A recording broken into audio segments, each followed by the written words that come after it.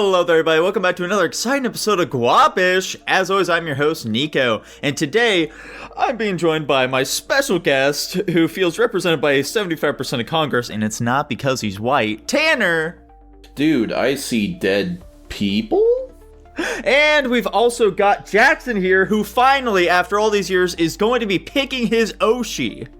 Guys, if Chandelure doesn't land in S tier, and by that I mean Uber, I'm going to fucking kill all of you. Oh. And we've also got the snake oil salesman himself, Dylan. That can't be proven, but can I interest you in this bottle of tonic here? I think you'd love it, quite frankly. This bottle of assorted supplements. These ones are garlic shaped. And today, guys, you're gonna be needing that garlic because our ghosts...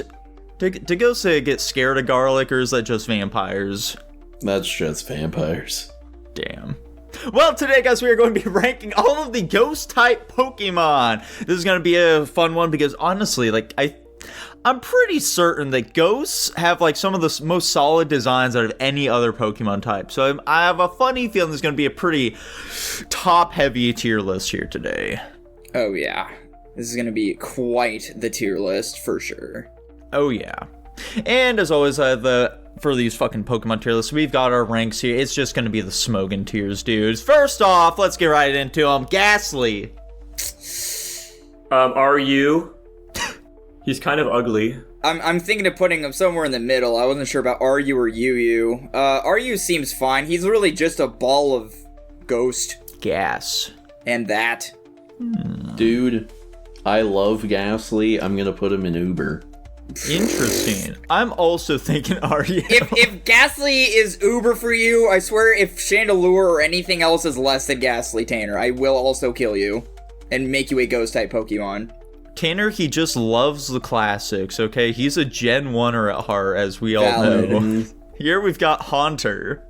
I do like Haunter. Haunter is a step I think up. Haunter is a pretty big increase. Unfortunately, I'm immediately thinking I should have put Ghastly in NU because I think Haunter is like 2 tiers above Ghastly, but I don't think he's OU tier. I'll just say UU. I'll also say UU.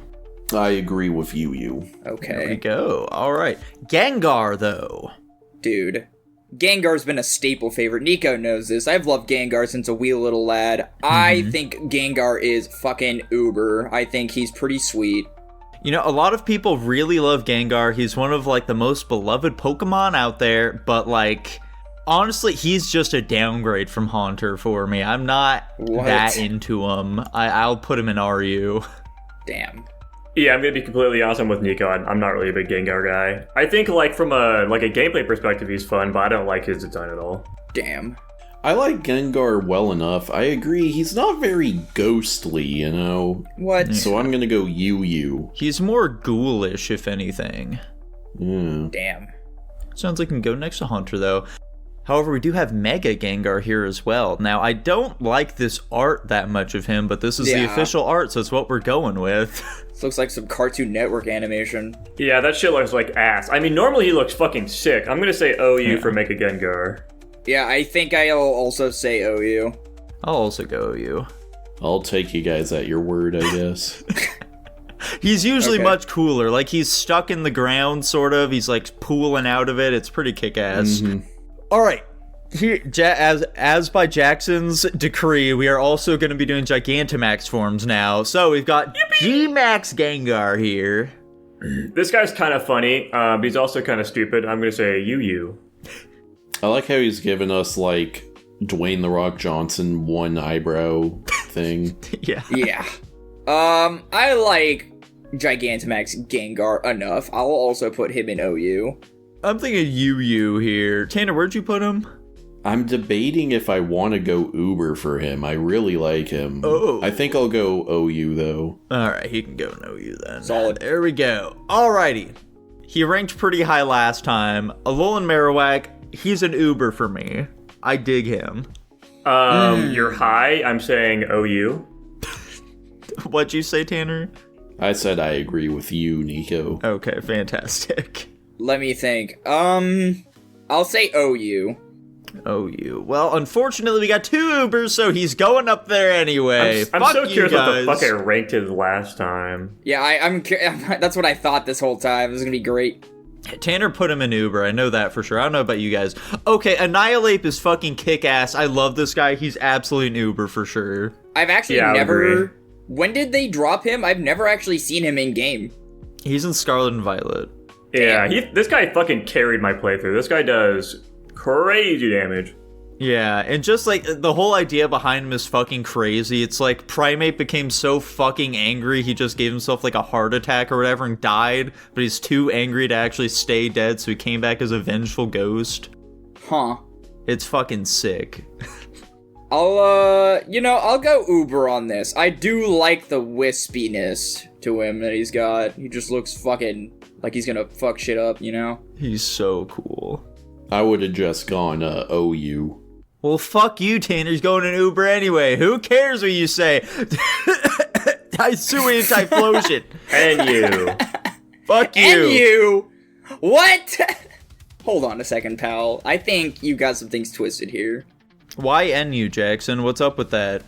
Listen, it looks a little weird to me. I don't like it. It disturbs me. Where would you put normal Typhlosion? I'm genuinely curious.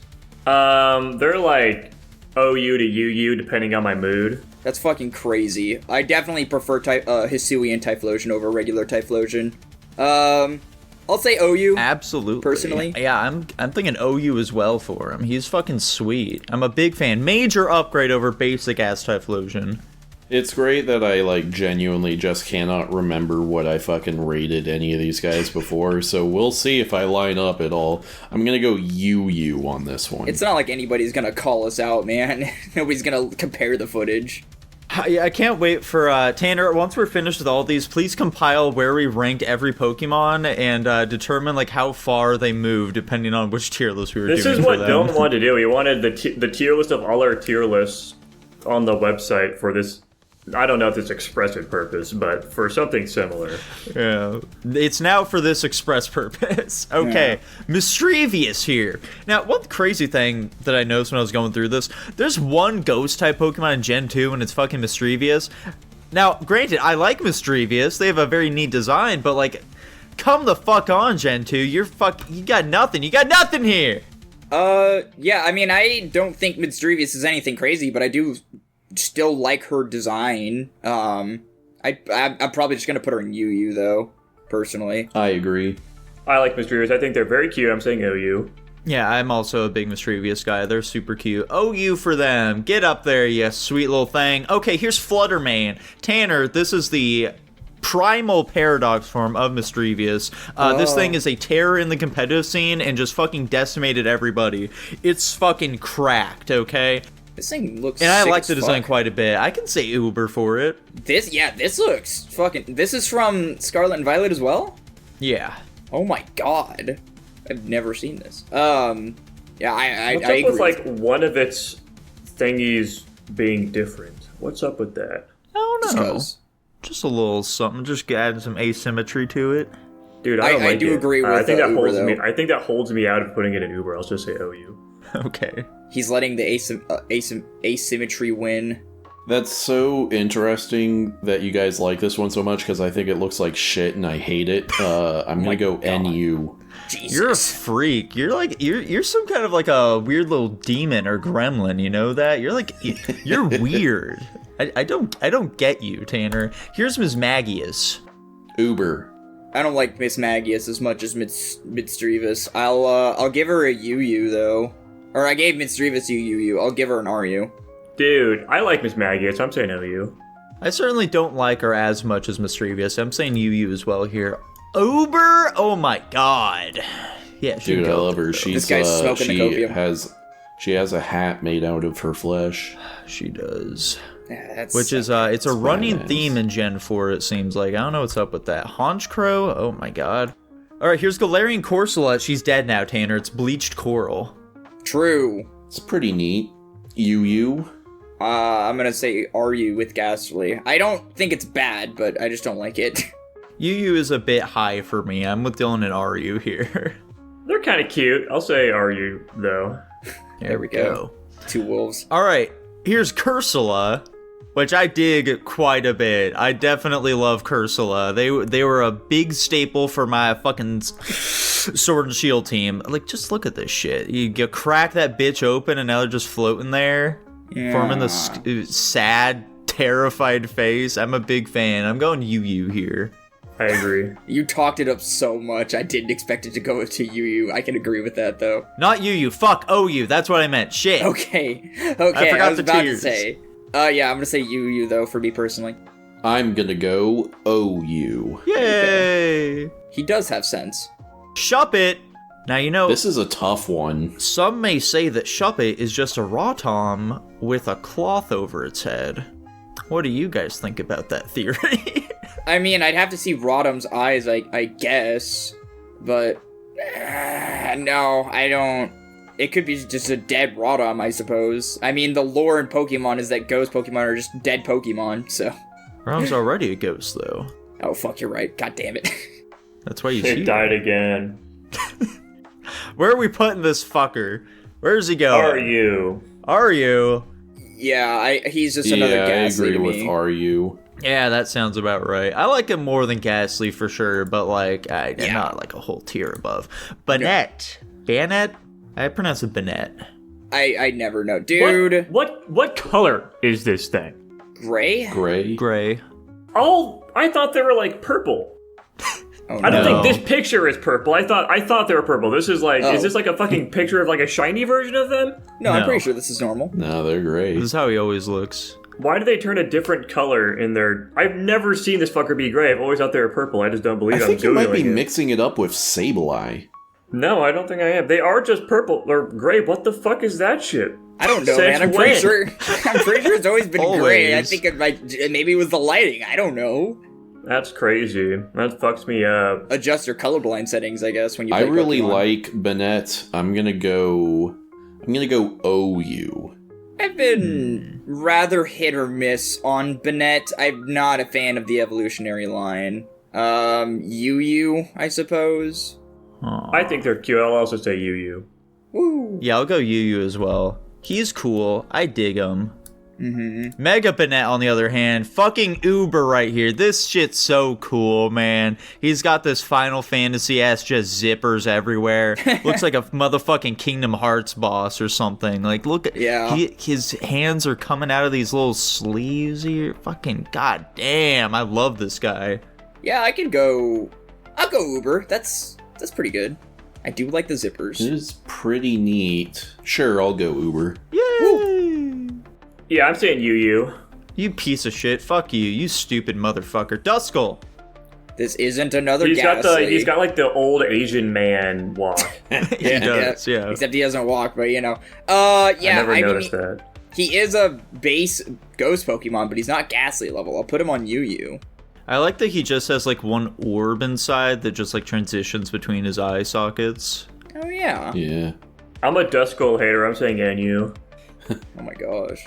I think he's neat. I'll go RU. I'm also thinking RU for him, yeah. Okay, Dusclops on the other hand. NU. Now this guy is Yu. RU. I don't like Dusclops. I've never liked Dusclops' design. Yeah, I'm not like in love with it either, really. He's Is he like a mummy? Is he supposed to be a mummy? yeah, he's I don't know, he's some kind of little guy. Strange. I'm probably an NU here too. There we go. It's just, it feels like such a miss. I don't know. Tanner Jackson, what'd you even say for him? Jackson said RU. Tanner, what about you? I said UU. You what the fuck? Oh my god. Okay, yeah, he can Who go up knows? there then. Dusk Noir. Check out, he's got a face on his stomach like Tanner often does. He like draws a little face on his tummy. Yeah, I think it looks kind of like shit. I'm saying NU. Oh my gosh. That's crazy. I don't think it's worse than Dusclops. But do I think it's... this art looks better than it does in game. Unsurprisingly. I guess Dusknoir is pretty sweet. I'll give him OU. OU is very high. Hot damn. I like it more than Duskull, so... I'd probably go RU as well for him. It sounded like he'll bounce out up there, I suppose. Yeah. I guess. Alright, Sableye. Uber. I fucking love Sableye, dude. Sableye is fine. Yu I'm saying I guess. Yu. He's kind of cute. He's funny. Dylan, what'd you just say? Yu What the fuck was that? I guess. What? You guess? Yeah. I'll say OU. He can go there. He's fine. Alright, as Mega Sableye. Uber. OU. OU. He's a little gem fiend, man. He just goes into caves and steals gems to put in his eyes or something. He steals precious jewels. Yeah, he looks like he'd call me a goyim. Oh my god, I fucking... what? I had a feeling when I was adding him to the tier list, I was like, Tanner's gonna make some anti-Semitic remark about Sableye. I'm also an Uber. He's pretty cool. Jackson, you're gonna say like PU or some shit, right? No, I think he's basically dead even with a regular Sableye at UU. Okay. Alright, fine. Well, Dylan said, oh, you know what? I think we can balance him out up there. Why not? Alright, Shedinja. Cope! Uber. Yeah, actually, Uber, like, this sounds dumb as hell, but, like, I don't know what it is about fucking Shedinja. It's just so good, man. I don't know. It's because he's sick as fuck. Like, look at this shit. Wonder Guard, 1 HP. I mean, I don't even care about that part all that much. I'm talking about his design. Like, look at this thing. He's like some little dead angel. He's got like bell for eyes. Yeah. It's fun. Very interesting. For not doing anything animation-wise, too. It's such an interesting Pokemon. He's a fascinating guy. Tanner, you haven't said anything yet. Are you NU on him? I can join you guys in Uber. Let's fucking Okay. go.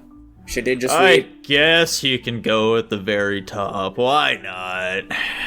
Okay, here is Mega Absol Z. Oh my god. The Z form makes him a ghost type, huh? Is he ghost dark? Yeah, That's crazy. he's crazy. Dude, I already like base Absol, and this looks even cooler, so I'm gonna have to say Uber. I love Absol. I'm pretty sure I saw this thing in Stranger Things Season 5. I'm not crazy no about the weird spoilers red now. protrusion. I definitely think I like regular Absol more than this one. I'm gonna say UU. I'll go OU. I'm also thinking OU for him. So yeah, he can go up there with them. Why not? Okay, here's Drifloon, the silly little guy. All right, anybody, talk about how he steals children. Go ahead, we're all God thinking damn it, Nico, why didn't you just wait for me to say it, you piece of shit? Anyway, yeah, this thing steals children. Not a huge fan of that. I also just Isn't don't that really dark? like it. I just don't really like it. It's literally just a balloon. And what's so You. wrong with that? And Chandelure is just a chandelier, but we love that guy. It's because there's more interesting things going on. This is just a balloon with 2 eye holes.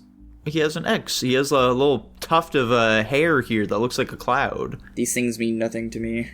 He's kind of cute. I'm gonna say UU. I'm gonna say NU. I don't Yeah, I like can go in Drifloon. UU as well for him. Why not? Why not? We can put him there. Drifblim, I don't like him nearly as much as Drifloon. He's like, he's RU, I guess. Slight improvement, NU. are you? You guys are fucking wild. I don't understand. I fucking love this guy, Uber. This thing would kidnap you. Good. I'd let him. Oh no. Do you think he'd just like vor you with his little Oh my opening here, God. Tanner? He'd just like put himself around you and float off with you? With your like little feetsies dangling there? I think he might do like Starfish rules where he ejects his own stomach around me. I could see that, yeah. Okay, Frostlass. Unpopular opinion. I don't like Frostless all that much. NU needs bigger tits. Yeah. Okay. Well, I I'm guess gonna say RU. I like the idea behind it. I'm free to roam about the cabin at this point. I'll say UU. I'm thinking... No, I'll go UU too. Why Where not? the fuck does Frostlass evolve from? Fucking Snowrun. I don't understand that evolutionary line, man. Yeah, I don't know either, man. It's a Yukiona. Who fucking knows? Anyway, here's Frostlass's Mega.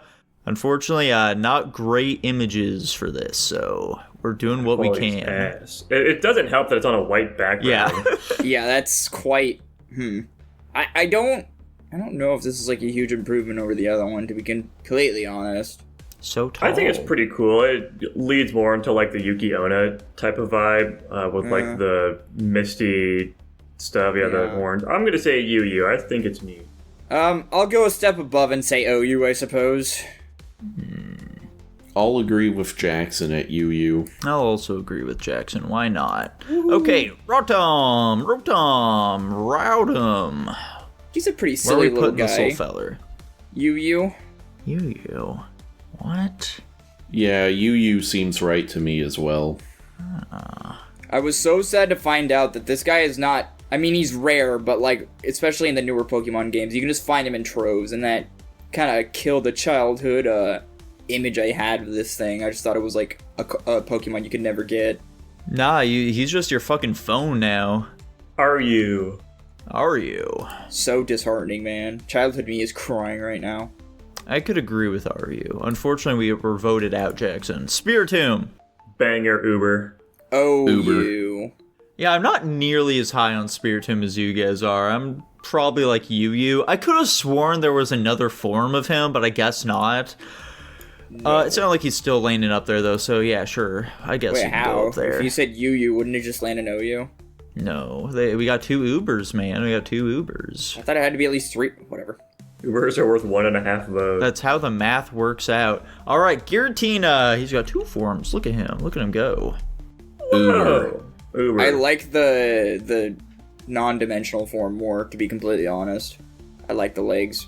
The other one makes him You look... see, he's supposed like a to be freak. Satan. He's the evil counterpart to Arceus. Is that how that works? Yeah, he's got 6 of things. See, 6 of these spikes. He's got 6 of these fucking ridges. He's got 6 legs. And what does 6 represent, Dylan? 7? 7? Ha! Ha! My guy! He got me! All right, he's going in Uber, it sounds like. That's it, we're Anyway, stopping the episode. Litwick. You. He's a cute little guy. UU. You. Okay. Hell yeah. You it is then. Lampent. Are you? I don't like Lampent as much for some reason. I'm sticking at you. Me as well. I'm thinking I can also stick with him in there. All right, Chandelure, he's going to Uber, Uber. right? Right, he's going to Uber. Yeah. Can we make a new tier above Uber for Mega Chandelure? Yeah, make a Mega Let's Chandelure see tier. here. Mega Chandelure tier. Mega Chan. I don't know why I specifically said Mega Chandelure. This is the last thing I said, unfortunately. It doesn't fit completely in there, but you know what? It's going to have to work. It lives in our Mega hearts. Handler. Get on up there. There we go. Oh, wait, he's normal Chandelure. Are we putting normal Chandelure and Mega Chandelure tier? Oh, No, yeah. Uber. No, Okay. no. Wait, what? Why would... Look how swanky he looks. There we go. He's so fancy. Look at him. He's got so many flames. And they're purple. Look at that. Yeah, he's pretty sweet. I'm a big fan. All right, Frillish. There's a Meh. male and a female one. I Look at him couldn't go. care less about these. And you won't Pokemon. believe which is which. Yeah. I couldn't begin to guess. Are you? Are you? Are you? Okay. All right, now what about the big mustache? And you. Look how fun he is. I love him. I don't like them as Oh, much. I don't like the female version. I think I I rate like the female version lower. more, to be honest. Nah, I I like like it the much male less. one. I like the big funny mustache. I never saw it as a Yeah. mustache. It's very... What have you silly. seen it as this whole time? I don't like these Pokemon, man. This is your chance to analyze the design to really get to know him a bit I more, don't man. like the big puffy mustache. I like the queen, or whatever that's supposed to be. I like her. She's got a cute little face. And whatever I'm guessing this is supposed to be a puffy collar or something. I don't know. Yeah. Fuck it. Something I'll put like it in UU, whatever. Okay. Tanner, you said Uber, right? Tanner? He quit the podcast because we made Yes. the 6-7 joke. There he Okay, is. fantastic. Okay, I'll throw him in UU, why not? Okay, Yamask. They're kind of You. funny. Are you? Yeah, UU. I like how he's got the little, like, tier thing built into his design. It's very silly. It's kind of funny, I guess. It's kind of funny. I'd probably go RU on him. It sounded like we got fellers in UU though. Here's Galarian Yamask. He's got even more tiers. He's basically Yeah. the same. I'm gonna say UU again. He's got a rock attached to him now, but he's like, he's not holding it. He's part of the rock. Yeah. I still are you. Same rank. It's the same fucking Pokemon. Yeah. They just changed his Yeah, I'll colors. stick at UU. Okay. Perfect. Okay, Koffagrigus though. This guy's kind of nuts. That's first. My brain's always thought this guy was named Cofarigus. I could never pronounce this guy's name right. I'm right there with you, buddy. You know how Pokemon videos are, though. Just like all the comments for this are going to be people making fun of the pronunciations we use. Fuck you! It's gonna be even worse than the next tier list I do. So, Coffagrigus. He's got those sticky hand slapping things yeah. for arms. Yeah, that's totally what those are. OU. How funny. How whimsical. I think it's funny how the hands are also 5-fingered. Yeah. Yeah, well, you know. Uber. No. I'm gonna say UU with Yawmask. I don't like Coffagrigus all that much. He's kind of just a coffin with hands. I'm an OU as well. He can go up there. Runarigus, on the other hand, he's an Uber. I fucking love this guy. He's crazy. I'm putting him in Mega Chandelure tier. This is what Hisui and Yawmask evolved into, right? No, this is Galarian. Or Galarian, sorry, yes, Galarian. Yeah. I figured as much. Yeah, this guy's actually, holy shit. Uber, I suppose. There we go. He's kind of cool. It's a fun concept. I am still just going to go OU, though. I think he loses a bit of whimsy from the first form, but he's still cool. Well, guess what, Jackson? We're going against you here, pal. He's ending up an Uber regardless. Fuck you, guys! Oh my god. No. Golet. Uber. OU. Uber? What the What fuck? the fuck? That's a base decision. I support you in that one, Jackson. What? He doesn't really spark much of anything in me. He's like an RU. But dude, he's advanced technology from an ancient civilization. Yeah, I haven't heard that before. Somebody's got to be the lore nerd, man. Somebody's got to be. Dylan, where'd you put him? I said UU. You? Okay. Bunch It of sounded haters. like it'll balance out there then. Alright, go Lurk on the other hand. OU. Now this guy's Uber. UU. You like him less than Golet? Yeah. It's fucking wild. I don't get it. That's bizarre. That's just strange. He's just Pokemon's version of Talos. Don't you like Talos? No, I hate Talos. Okay, that's valid, I suppose. Do you know he can turn into a cannon? Like this What? shape here, it's a big old cannon. No, I didn't know that. What a That's fun quite fact. silly. Yeah. He's UU, I suppose. Oh, okay. Canner? He said Uber. I said Uber. No fucking way. Yeah, he'll end up there anyway. Alright, Mega Golurk. This is a... Sure, Uber. The lighting Sure. looks fucking terrible on this picture for me. Yeah. He looks really stupid, but also, like, I I'm see sorry, the vision. dude. I'm working with what I got here. I know, and I'm trying to, like, I'm filling in the blanks with my mind here. I think in concept, this is cool. I'm gonna say OU. I think he's fun. Okay. Uber. The wings here are pretty sick. I'm pretty into that. I'll say OU. And so it sounded like he's ending up an Uber this time around. Hell yeah, Hoopa! Whoa. UU. Is this a rare I didn't know Pokemon? this was a real one. I thought this was just a Rule 34 OC. What? Huh? A Rule 34 OC? Never mind, I don't want to... There's a whole world out there. Like this guy was specifically made to be fucked? Is that what you're saying? No, it's people use it because I don't know if he can do this in games, but like he can make portals with Yeah. his things, and so people do portal stuff. I see. He's been fucking replaced by Dylan. Anyways, I Damn. think he's whatever. I'm saying RU.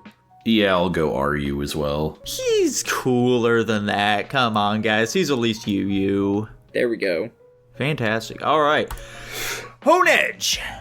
Did you know that if you grab the handle, then he will suck your life force away?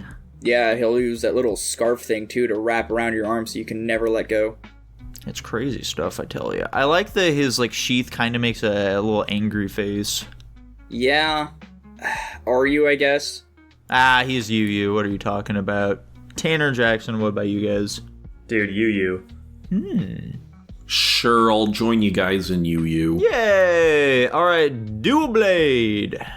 Dude, that's twice the fun. Means twice the rank. I'm getting Uber. Jesus Christ. The logic there. I mean, yeah, I think the color's better here, I guess, and I like that there's two of them or something. I'll give it OU. I can agree with OU, I think.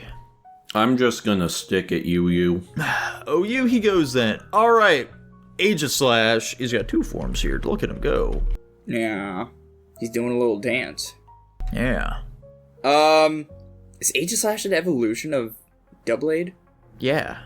Interesting. Where'd you think he came from? I don't fucking know. I guess it goes in OU alongside them. I think it's... This guy fucking sucks, and you. What? Huh. Uber. That was just a hate pick, Jackson. You don't genuinely think that. You're just trying to get him lowered. I don't believe you for a moment. That was disingenuous there. He's an Uber. What are you talking about? I guess he can drop down 1 rank, though. But seriously, what the fuck is wrong with you? Pumpkaboo, I love Pumpkaboo. Uber. Look how cute he Uber. is. I've never seen this one before. What? He looks like he's got the fucking Discord icon, but like upside down as his little body. Yeah. Oh yeah, look true. at that. Isn't this from Sword and Shield? No, this is from fucking X and Y. Really? Dude. Okay. Oh, that Yeah. makes sense. I Guess can see guess who never played X and Y. it. You. He's a little cutie. I'm gonna say OU. He's pushing Uber though. I like his little teeth. I Yeah, don't I dig think him we're a gonna lot. get another baby ghost Pokemon, so like I have to put it in Uber. We need some representation. Is that how this works? Probably, I don't know. Tanner, you're gonna say some shit like, ugh. Dude, I don't know why you keep not hearing me, but I already said Uber. Okay, There we perfect. go. Fantastic, Am I dude. the I'm hater? sorry, Do I dude. not but like babies? yeah, Tanner hates babies. It's a well-known fact about him. Goregeist. I'm not into Goregeist whatsoever. Like, NU. Dude, PU. This thing's fucking ugly. Y'all are a bunch Look of at haters. that cut, man. What the hell is I that? don't think it's that bad. Good God. It's pretty bad. I think this is the worst design I've seen thus far, and I don't think we're gonna get much of anything else down there except for like that one stupid ass fucking Paradox. Not the Paradox. The Ultra Beast. That Yeah. stupid fucking Ultra Beast is gonna go down there. I don't know about Yeah, anything else. I'm not near. I don't know what the hell you guys are talking about. I think this is OU. Are you? Interesting. Okay, I guess you know I'm what? wrong. I can agree with Jackson. Put him in PU. So NU it is then. Very interesting. All right, Phantom. It's another Ghastly, man. He goes in RU. This guy screams Nico type design to me. I don't know why. I'm not that into him, honestly. I'll probably put him in RU too. Okay, he seems like you would be though, and I just don't know why. I'm gonna say Yu. I think he's kind of cute. Yeah, I like him. He's UU to me. Okay. Now for his evolution, though, Trevenant. Now, Trevenant I like. I dig Trevenant quite a bit. OU for this guy. Oh yeah, I was thinking Yeah, I'd also OU put as him in well. OU. That's valid. Yeah. Okay, Decidueye. Uber. I fucking love Decidueye. This guy is fucking badass. He's a I'm gonna ghost call your archer. bluff. This isn't a ghost type. It is a ghost type. It is, He's dude. ghost His name grass. derives from deciduous trees, which are trees that are extinct. Mm-hmm. I'm calling your bluff. Deciduous trees are not extinct. Where are you guys putting them? Dylan's Uber, obviously. How about Mega you two? Chandelure even. I want to get him up there. What? Is this guy a sun and moon thing? Yeah. No. OU. Rowlet? Yes, he's from Sun and Moon. Oh shit, that's right. Fuck. I understand this is kind of retarded, but on the ghost tier list, I'm gonna put him PU. He just doesn't. He has no ghostliness in him whatsoever. I disagree. Bummer, dude. Bummer. I'm thinking like OU for him, so I guess he can go there. That is fine, I guess. I'll take what I can get. Yeah, we won't drag him all the way down to hell. All right, Delmise. I constantly forget this is a Pokemon. I think Delmise is kind of sick. Yeah. Yeah, fuck it, Uber. I don't know about Little Uber, like but patchwork for the cloth makes it look like teeth. It's fun, dude. This is a cool design. I am saying OU. I'll also say OU. I do still think Delmise is a sick design. I'll also say OU. Let's put him in there. Mimikyu. Mimikyu's pretty cool. I like the idea behind Mimikyu. It's Pikachu again, but this time it's spooky. Uber.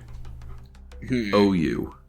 I fuck with Mimikyu as well. Why didn't you show the form where he's broken? Dude, I don't fucking know. Picture this head, but like, What do I Fantastic. truly think of Mimikyu? OU? Sure. Fantastic. Uber it is. All right. Oricorio. This is its sensu form. OU. Lame, NU. Okay. Dude. Tanner, this feels like the type of Pokemon you'd say, I want to fuck that bird. I'm saying OU. Let's go. Yeah, Oricorio's alright. I'd probably say UU, so yeah, put him there. Sandygast. PU. Tanner, don't put your dick there. Don't do it. Don't do it. I'm He's saying gonna UU. suck your life out of you. Yeah, I agree with you. Is the shovel part of his body? Yes. It has to be. Very fun. That's how he died. You. Yeah, he can go in UU, I guess. Okay. Palosand. This doesn't even look like a fucking Pokemon. What are you talking about? It's a sandcastle, Dylan. NU. You. I'm thinking he can stay in UU next to his little pal there. Alright, Lunala! I didn't know Lunala was a ghost type, to be honest. I don't know what else it would have been, I guess, but... They give, like, psychic dark energy. That's what I'm thinking. Yeah, they're a fucking cosmic bat. Lunala... Fucking goddamn. Lunala's fucking sweet, though. I do really like them. Uber. I like anything cosmic, man. You put something cosmic in front of me, I'll probably rate it as high as possible. Nika, can I see that next one real quick? I'm assuming Yeah. it's just another Lunala. It's Yeah, a it's, Necrozma. Oh, it's Necrozma. Zekrom. Okay, interesting. I've never seen this design before. Regular Lunala, I can agree with Uber. They're cool. I fuck with them. I like bats. Yippee. They're an interesting design. They look neat. Toss him up there. Sure, Uber. Hell yeah. Alright, now for a Necrozma Dawn Wings. This shit looks like kind of ass. I'm saying NU. I don't agree. I still think it's Uber. It's just way too OU. busy. I mean, maybe I need to see like it like in 3D, you know, rotated around like those microwave previews or something, because it just looks fucking stupid from this POV. I can't really tell what I'm looking at. Alright, Jackson, this is going to be the advanced form of rotating an apple in your mind. Rotate the Necrozma Dawn See, I'm Wings. trying to do that. I have a general idea. Like, it's got the little things. It looks like it just has like big hands, but the Yeah. hands just look kind of fucking stupid. I don't know. So, like, what's the deal with the Necrozma in here? Is it just like a Pokemon that's trying to infect all the gods or whatever Pokemon? Yeah, Necrozma, like, fucking absorbs these fuckers. Gotcha. Crozma's badass, but I'm gonna be ranking the dark types. Unfortunately, it's not a dark type. The Crozma's not a dark type? Isn't it a normal type? I don't think it's a normal type. Yeah, I think it's just psychic. Huh. That's crazy. The Crozma's my go. When are we doing the psychic types? Soon. One of these days we'll get around to it, I'm sure. Yeah, okay, it is pure psychic type. Look at me go. I know so much There we about go. Pokemon. Anyway, I'm thinking like OU for him. Let's throw him there. Why not? Valid. Cool. Okay, Marshadow. Honestly, not bad. Uber. This stance is very, very funny. The lighting on its eyes make it look like it's just fucking pissed at you as well. Is this just another Sableye? No. Dude, Sableye doesn't know Sucker Punch, so I don't I think so. mean in the sense of like it doesn't have any evolutions. I mean, he's a mythical Pokemon. It's a mythical? Oh, Yeah. that makes so much more Marshallow's sense. a banger. I'm putting him in Uber. I like Marshadow a lot. They're fun. I did forget to include his other form where, like, this part just becomes green, but, you know, you can envision it in your head. I would if I knew what it looked like. Anyway, Uber, I guess. I do like the aura that Marshadow gives off. He's pretty sick. He'll fucking kill you. Isn't Marshadow a fucking fighting type in the Pokemon trading card game? He's a ghost fighting type, yeah. Yeah, he's kind of cool. I don't mind him too much. Nika, put that next one in PU real quick and let's move on. I don't know about that. I like him quite a bit. What the fuck? He's pretty cool, man. I don't know what to tell you. Like, you know, I'm a certified Blacephalon hater. This guy looks retarded. I'd probably 'Cause put you him don't in, like like, OU. dressers. What about you guys? You. I don't like clowns, and I this is a weird Pokemon design. I don't know why they did this. It's because I'll agree that's the whole with fucking PU. point. It's like from an alternate dimension. Yeah.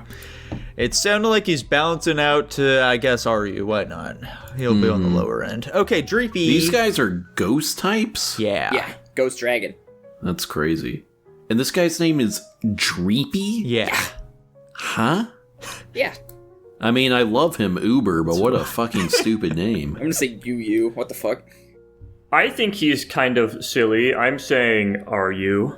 He's kind of funny. I'll go with you. Here we go. There's Dracloak. OU. Uber. OU. I like how he's got the little Dreepy on his head. They're landing so much higher than I expected. I'd put him in UU probably still. Dude, I love all of these guys. Dragapult.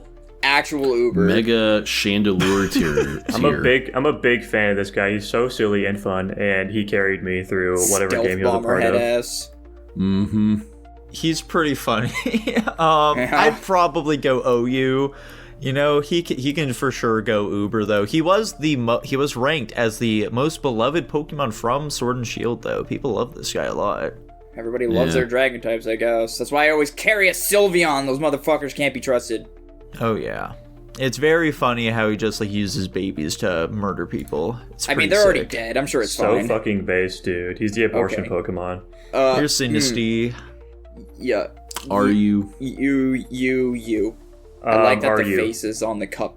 Yeah, I'm thinking Ryu as well here. Did you know that Sinistea, there are actually two different variants of it. One of them has a seal on the bottom of it to show you that it's authentic, whereas others, they don't have the seal, so you can see that it's a fake. This affects nothing whatsoever. Poltergeist. I forgot. I've never seen this one before. Yeah, it's like a matcha ghost. Tanner, you like matcha? Dude, I don't like this one. I think it's stupid. I'm saying NU. Matcha's alright, I guess. I think it's... I'm not a huge fan either. I'd also go NU. Yeah, I'll say NU. NU. I like Sinistea much more. I want some matcha now. I haven't had matcha in a while. Gross. Alright, here's Poltergeist. Polty, because it's T. Look, he's just leaning on the side of the teapot. He's all cool hand. He's got the Riz, man. Fun fact for you, the tea coming from this bad boy is actually delicious. Are you? You. Are you? You. I'd also go Arya. I'm not a big Poltergeist fan, but yep, there you go. Okay, did I mix these two up? Is this the pre-evolution? I don't fucking know. Whatever. Sinistea. Whatever the fuck this thing is. It would make sense if this was the pre-evolution. NU. Are you? I like the cute little bamboo hair things. I'll say, are you? Alright, fine. You win this round. You're Spectrier. Uber. Dude, its hoofs, they're not attached. It's like, looks like it's kind of floating. It's kind of funny. It's kind of interesting looking. Yeah, it's cool. I dig it. I've never seen this thing before in my entire life. It's because you didn't play Sword and Shield and it's DLC. You. Dude, I did play Sword and Shield. Crown Tundra, baby! It's from Dude, the DLC. I was there. Oh, okay, well, that explains it. That's what I said. I only heard you say Crown Tundra, baby, after you said it was from Sword and Shield. I didn't hear the DLC part prior to that. I said DLC. I don't give a fuck about this thing at all. I'm saying you. What the fuck? Yeah, Wild. it's probably you for me too. What it sounded like Tanner agreed, so that's where they're going. Alright, Bullshit. here is Calyrex Shadow Rider form. Why is there like some weird rabbit on its back? What is that thing? That's Calyrex. That's Oh. yeah. So like we actually have to take that into account. Yeah. Yes, it's a different Pokemon. Yeah, he rides it. Yeah. Pew, It turns it into a sucks. psychic ghost type, which is crazy. I still say Uber. I love this guy. The bunny thing just looks fucking strange to me. It's just staring into my soul. Yeah, that's the point. He's a ghost type. Well, I mean, he's a psychic type personally, but the horse is a ghost type. He's the king of Galar, Jackson. Yeah. And you. You guys are fucking manic. What the hell? You know, I'm sorry, Dylan, but this guy fucking dominated competitive Pokemon for years to come, and so I just can't agree with him being up an Uber. He's probably like Yu, I guess. I don't really care about him that much. I guess he can go down there. Fuck it, whatever. Here's Zoroark's Hisuian variant. Uber. Look how cute he is! I've never seen this one either. I forgot that this. I take back my statement earlier with the baby Pokemon. I still think Pumpkaboo is cute, but I forgot about Hisuian Zoroark. The shit's peak. I want to pinch them damn cheeks. I'm saying Uber. Yeah. Uber. Uber here too. Hell yeah. Alright, here is Uber. Hisuian Zoroark. Mega I don't like this Chandelure, one dude. Mega nearly Chandelure. as Holy much. shit. I'm saying you. Oh my fucking god. I don't like all the like red spots on him. They're kind of gross. He makes me feel like he's sickly. He's like plagued. Yeah, he's supposed to look like plagued or something. Yeah, Yeah, it's I a don't like ghost that. type. He's kind of gross. I don't like him. He's pretty dope. I'm a big fan. I'm also putting him in Uber. I'll stick with Uber. I just love these extra wisps and shit. They're sick. I think it's great. I like the color combo. Yeah, it's really good. It's super solid. All right, here is Basculegion. It got a male and a female version. I kind of just remember using this Pokemon to get around in water in Legends Arceus, and that's about it. And I think the design's fine, though. I would. I like go the that male low. one a lot more. I'll go OU for it. You. I'll say RU. It sounded like, yeah, they'll go there. Fuck it. Skeledirge. It's a ghost type? Hold on, let me watch Yeah. the fire tier list again real quick. I think this guy landed in Uber, I think. But I don't know who voted what. He's still pretty cool. I think I'm gonna go OU. I'll also go OU. I'll agree. He's very silly. Like, his fucking... His flames here make it look like he's balding, which is very cool. He's got a little bird. I just wish that he was standing up on 2 legs. Despite I us suppose. acknowledging the discrepancy, we still don't put him in Uber. Alright, gimme Ghoul. I love Gimme Ghoul, dude. It's the mimic of Poke. What? I guess that's what, the it little... looks, that's what it looks like when he's not in the chest. Right. OU. UU. OU. I went on a tirade. I'm thinking getting UU this as shit. well. So he goes in OU then. Fuck it. Here's Goldango. It's Goldango. It's not Golden Go. It's Goldango. Fuck. Uber. This is the Lara Croft of Pokemon. PU. Oh my god, that's so low. I'd probably put him in like UU, so it's I he put- had to kill balance there. So much time into getting that shit. I understandably used him for the rest of my playthrough. I'm sure he's great, but he looks like ass. Yeah, I'm not a huge fan of him either. That's so Nah, sad. I love him. He looks like he'd have like human level intelligence and speech. Like he really isn't a Pokemon. He looks like Yeah. he's trying to sell you cereal. I'm thinking Yeah. Macaroni. He seems like a like a mac and cheese mascot or something. Valid. Graveyard. Grievard. He's fun. Let's go UU. I like this little candle, sort of like forms a bone shape. That's very neat. yeah. He's cute. I'd And say it turns UU into his too. hair. Yeah. I'd also say, yeah, I'll say UU. I don't like his paws. I'm not a big fan of the way they do paws in modern Pokemon. This looks kind of dumb, but Looks big and it's blobbous. cute. Need to pull up a Growlithe sprite just to get a good comparison here. All right, how about Houndstone? I like the tombstone makes him look like he's a priest or something. kind of fun. I'm gonna give it the same rank. Yeah, I think I'll go UU. same. UU. Yeah, I'm gonna go the same as well. It's just because like he's a bit neater, but also like I don't like that they killed the dog and made him a skeleton. I He mean, was to be already fair, dead though. he was just a ghost before. Yeah, they killed the ghost and turned it into a skeleton. Yeah, that's what I'm saying. He still looks like like an actual animal in his first form. Yeah. Yeah. Fun fact: whenever well. he wags his tail, it takes 1 year off of your lifespan. Oh shit. All right, Off here's of mine. Bramblin. PU. It's kind of funny. I'll go UU. Well, Jackson, where are you Weird. putting him? UU. These are so high. Oh my god. Yeah, I'd probably go PU as well. Yeah, Never gonna there you get go. one, UU, dude. I guess. All right. Oh my god. Bramblegast. NU. It's just got more spikes on it. UU. I'm saying RU. It is a little lazy. They gotta have one, dude. They gotta have one. Yeah, I'm thinking RU. He's certainly better than the previous one, but yeah, I'm still not huge into him. All right, Ceruledge. Uber. Uber. Yeah, that sounds about right. He's a very Megaman.exe coded. Yeah, throw him up there. Just fucking get him up there. Okay, here's our last Pokemon for the tier list. It's Peturant. What the fuck is this thing? Peturant. Oh, that something thing in like the that. center is the actual right. The thing in the center is the. Oh Yeah. yeah, it goes in the middle like a nut. That's fun. All right. Is this like a DLC from Scarlet and Violet, or is this? Yeah, like a new thing? it's another fucking legendary Pokemon. It like Oh. fucking possesses people or some bullshit. I haven't seen this one. It's I wish I knew what kinda it looked fun. like when it's like enclosed. It looks very stupid. Oh, okay. That I want to see that now. I'm gonna Google it. Oh, Hold on. Let me- you. Pause. Pause. No. Okay. I need to. Okay, here, also- that you're right. It does look kind of stupid. Yeah, it's It very like inverses itself too. yeah. Interestingly. There's an image of it for you guys. Tanner, throw it up on screen. All right, where are we putting this little feller? He's kind of fun. I like him. I'm saying OU. I also said OU in case that was missed. Yeah, it was. I kind of like the way he looks closed. I think it's a little silly, so I'll be generous and say UU. Okay. Actually, no, put him in RU. There we go.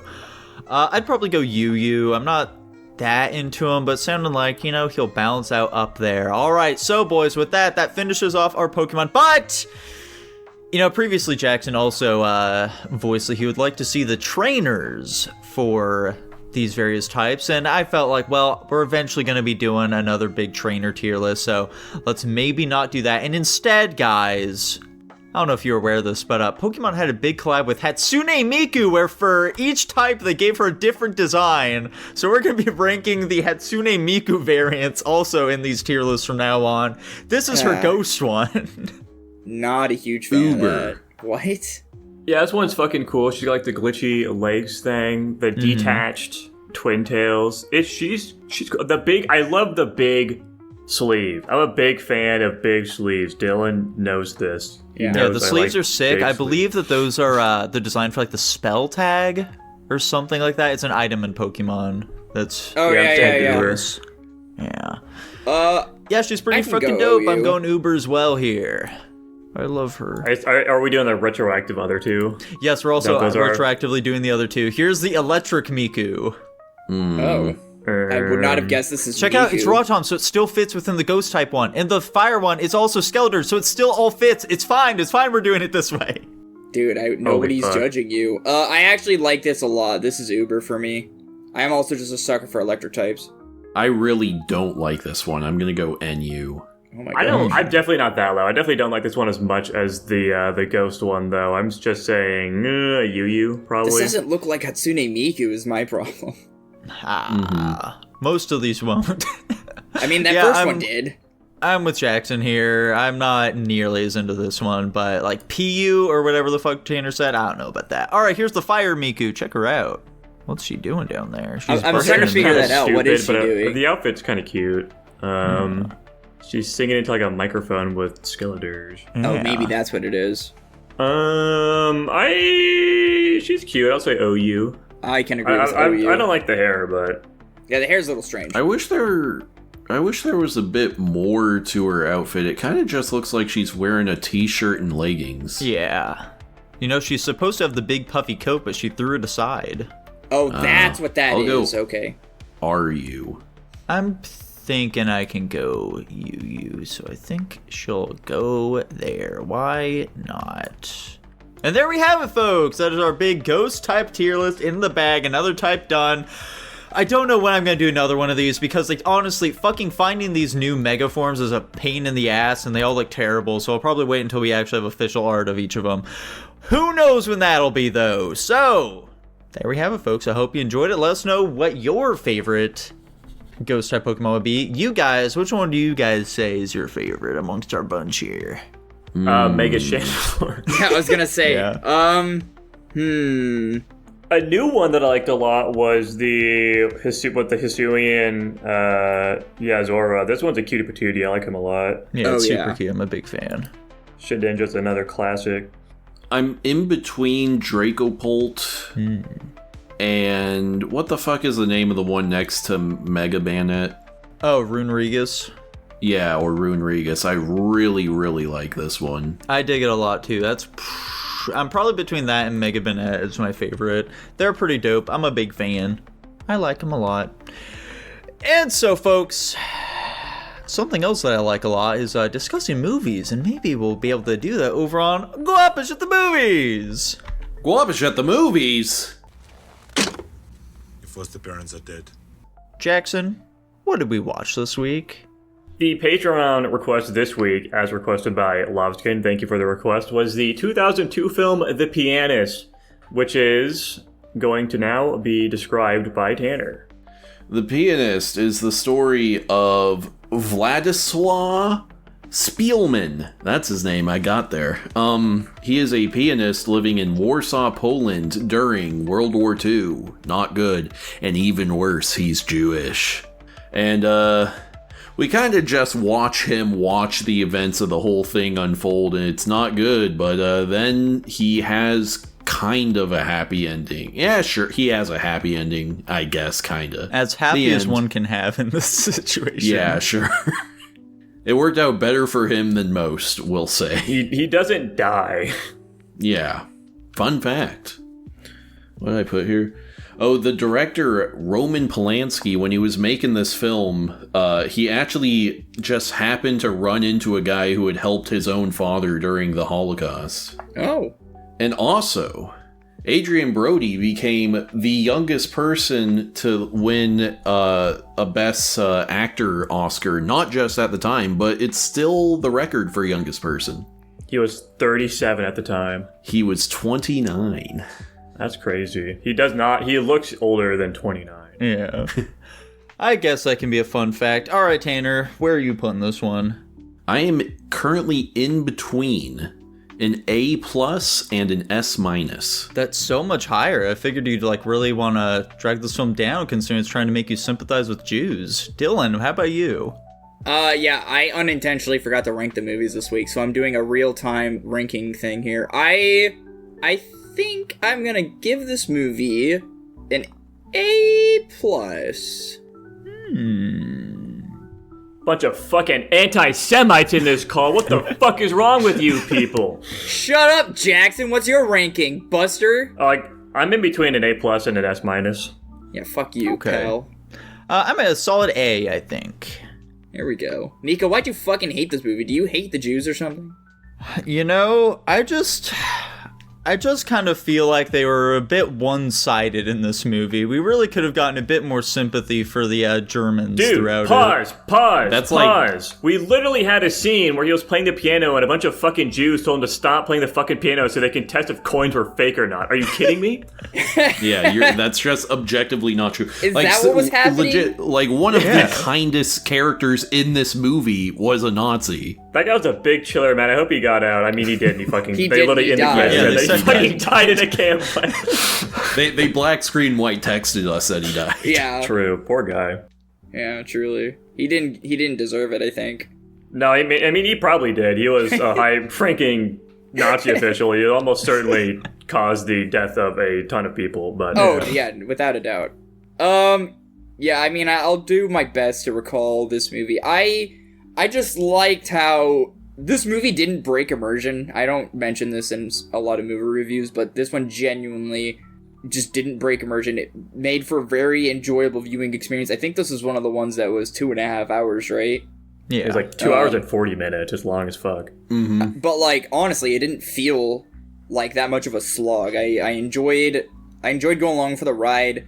I think the acting was great throughout the whole thing. I like how we were pitched different scenarios, and it's it really puts you in the mindset of where these people were and what they had to do, and just because we're always used to the protagonist, they obviously this is the best case scenario for our protagonist given the scope of things, but we're used to protagonists always having things work out for them, things always being on the up and up, everything's positive, and yes, that is happening through this movie, but it's not happening in the avenue in which we're used to. Which I think makes a really interesting plot. We think this is terrible, but to them that's the best case scenario. When you think of it on that level, it adds a little more depth to this movie. It makes it that much more enjoyable.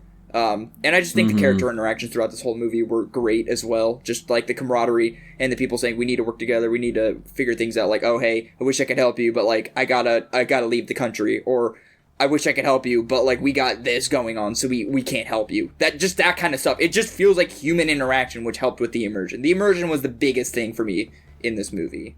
Yeah, this movie followed very closely along to the guy's actual, I don't know if it was his journal that he published or if he wrote a book about his experience during this time, but I think you can really tell with how nuanced the portrayal of these events are. It's not there are characters in this who are how do I want to phrase this?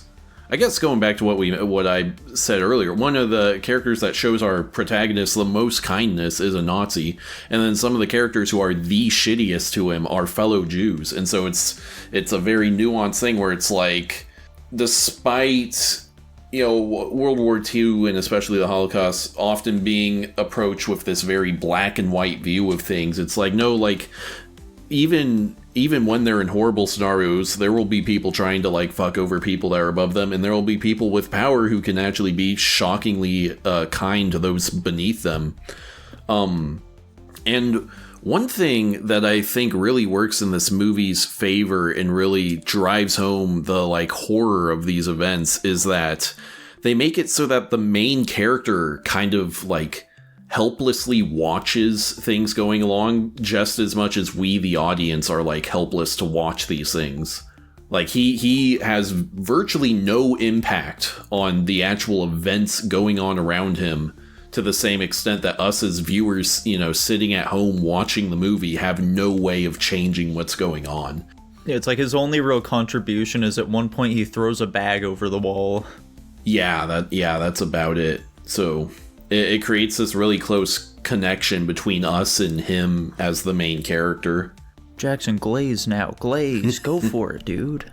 I mean, I honestly just don't really have a ton to say about this movie. I think the acting is probably the biggest selling point for me. It's absolutely fantastic, especially our main character. He literally just feels true to life. It's insane. He does a super good job.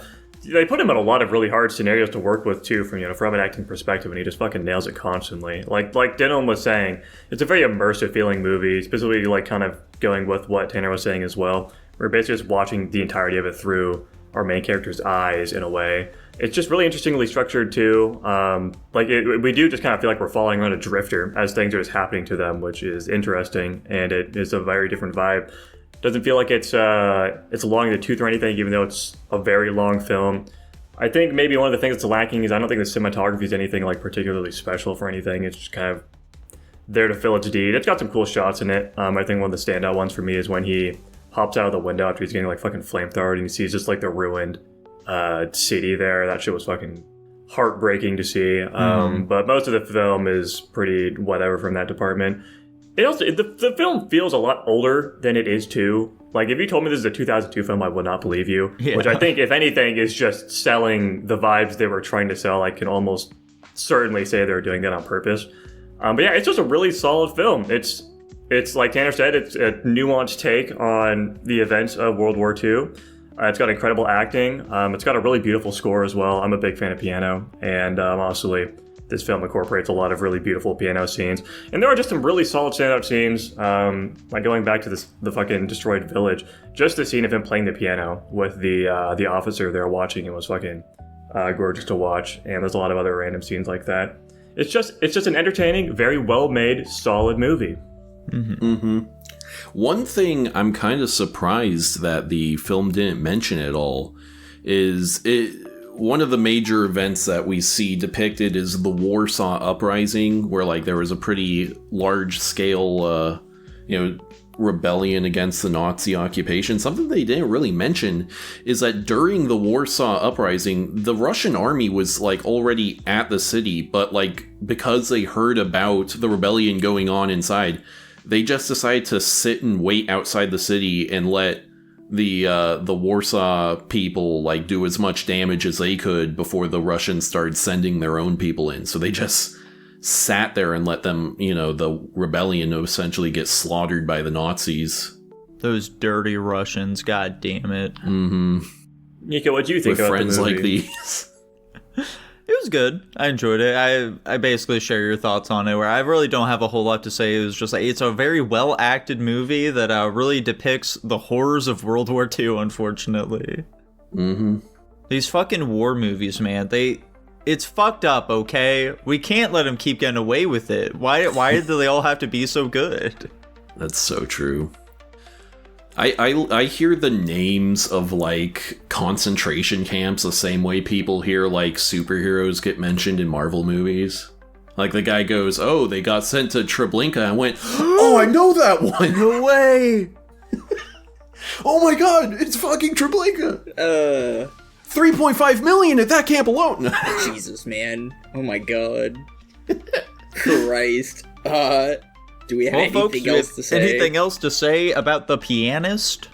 I don't think so. It's a very good movie. Shockingly little piano. Yeah, I guess one closing thought is this is the second time I've seen the movie. I watched this I don't know, 4 years ago now, and I don't know, I feel like the emotional impact of it didn't hit me as hard the second time, even though I had basically forgotten everything since that experience. But it was still a very solid movie, and I enjoyed it a lot, and I don't think it really degraded at all since that first viewing. Sticking at my A+, I don't know if it's quite there to S for me. It's so tough because, for me, S- is special. So do I think this is a special movie? I'm so 50-50 on that one. But, yeah, sure. Let's go S- for now. Why not? Let's have a hoot and a holler. Holy shit. Great work, Tanner. You've created a nice buffer between you and all of the dissenting opinions you're going to be having here in the future. I'm sticking to my A. Solid. Did you say you're sticking with your A+? Yeah, I'm sticking with my A+, yeah. Okay. Cool, and it lands at an A+ overall. How exciting! That's nice. Feels like that's our best rated movie in a while. Actually, it hasn't been that long. Technically, our last higher rated movie like that was the fucking Reese movie. True. Which even then, I think that was up since Dylan. Anyways, moving on. My pick this week was a 2022 film, One Piece Film Red, which is of course the story of One Piece, where they go to see a big idol Uda. They go to see her concert, and she's a childhood friend with our main character, Luffy. But she also has, I don't know, I'm going to say contract. I don't think it's exactly a contract. With some fucking big bad, and she traps everyone in a dream, and they have to escape there's a lot of terminology here that I'm, struggling to find words for, but you guys know what I mean. They have to fucking beat the big bad to free themselves from the trap she's placed them in, and then, Shanks comes in and helps save the day and all that. Badass. Fun fact, this movie marks the first ever animated appearance of Luffy's Gear 5 form. That's true. It does. That is, some people weren't into that. It's fine. Whatever. Fuck it. Bad fun fact, though. Terrible. Dylan, where'd you put this one? You would pick me first. I think I'm gonna put this in A. Okay. I'm thinking I meant a B for this one here. I am also at a flat B. Jeez. I'm at a B+. Okay, I'd like to preface, the music is doing a hard carry. As we imagined it would. Yeah. Unsurprisingly, as I mentioned to you guys before, and I'll make it obvious to the audience, I've been an Auto fan for a very long time. I knew these songs before I've seen this movie for at least a year or two now, and I knew they came from this movie, so I was hyped to see this movie.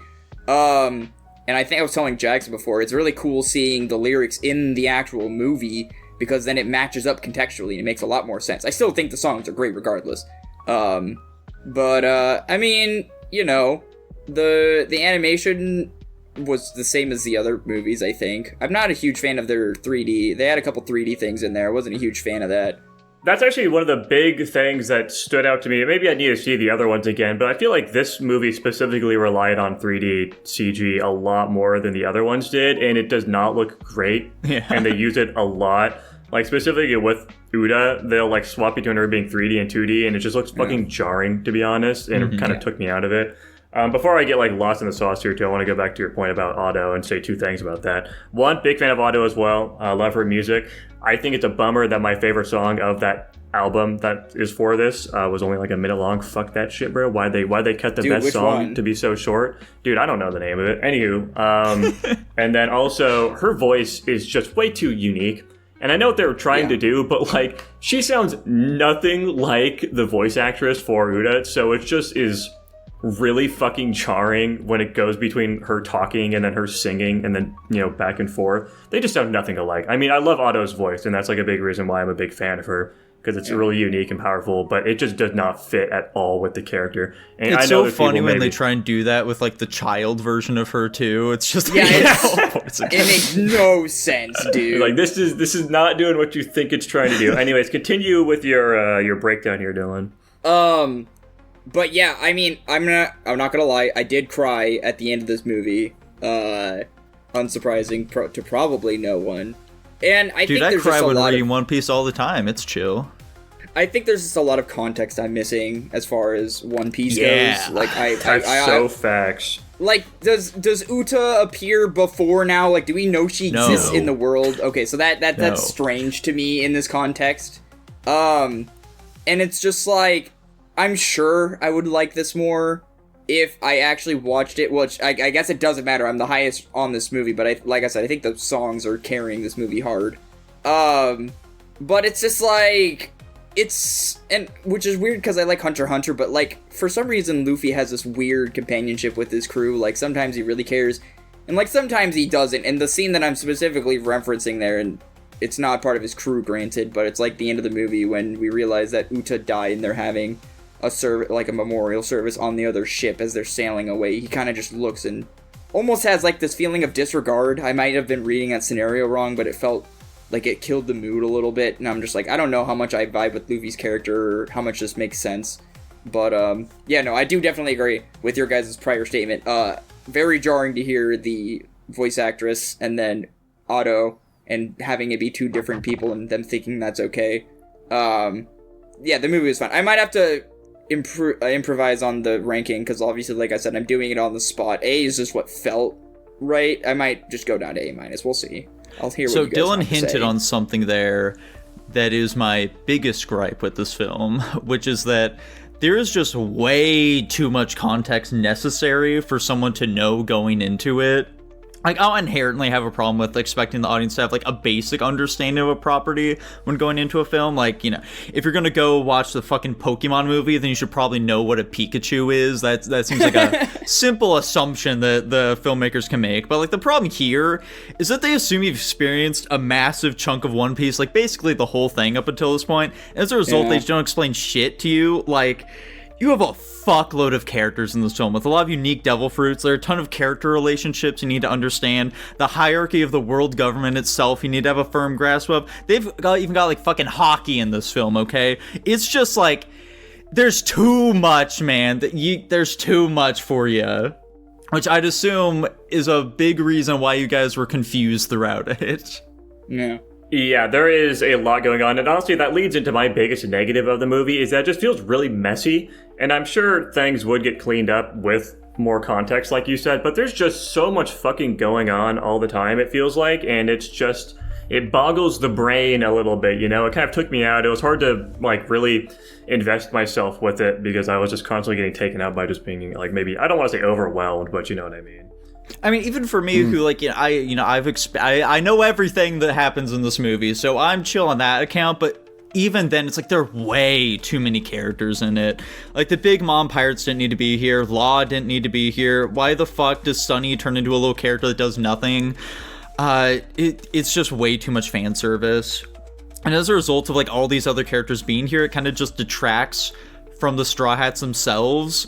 Because, like, just with the Straw Hats themselves, you have, like, a fuckload of characters there who you need to kind of, like, juggle between. And, like, they just... most of them don't do anything. What the fuck does Frankie do in this movie? It's, like, 2 lines. And so He it's says like... basically everything in English. He's too. a straw hat, man. What are they going to do, not include him? Yeah, I Like, guess every so. single one of his lines were in English, am I wrong? Which, like, you know, that's just his whole thing. He's the American. Oh, I see. Like, you know...